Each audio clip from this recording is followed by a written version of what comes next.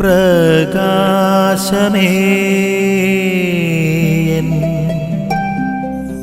മിഴി തുറക്കുക വേഗം. ഇന്ന് ഈശോയുടെ തിരുഹൃദയ തിരുനാളാണ്. തിരുസഭാ മാതാവ് നമുക്ക് നൽകിയിരിക്കുന്ന വചനഭാഗത്ത് യേശുവിന്റെ കുത്തി പിളർക്കപ്പെട്ട ഹൃദയത്തെക്കുറിച്ച് അവിടെ സൂചിപ്പിക്കുന്നുണ്ട്. പടയാളികൾ ഒരുവൻ വന്ന് അവന്റെ പാർശ്വത്തിൽ കുന്തം കൊണ്ട് കുത്തി, ഉടനെ അവിടെ നിന്ന് രക്തവും ജലവും ഒഴുകിയെന്ന് സുവിശേഷകന്മാര് സാക്ഷ്യപ്പെടുത്തിയിട്ടുണ്ട്.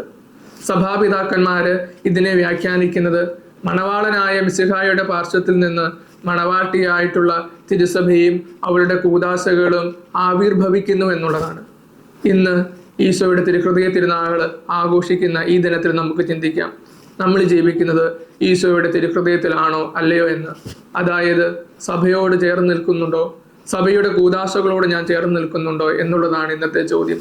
സഭയോട് നമ്മൾ ചേർന്ന് നിൽക്കുന്നുണ്ടെങ്കിൽ, സഭയുടെ കൂദാശകളോട് നാം ചേർന്ന് നിൽക്കുന്നുണ്ടെങ്കിൽ നമ്മൾ ഈശോയുടെ തിരുഹൃദയത്തിലാണ്.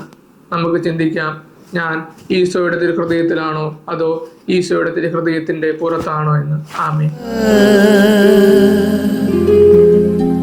നിൻ വഴിയേ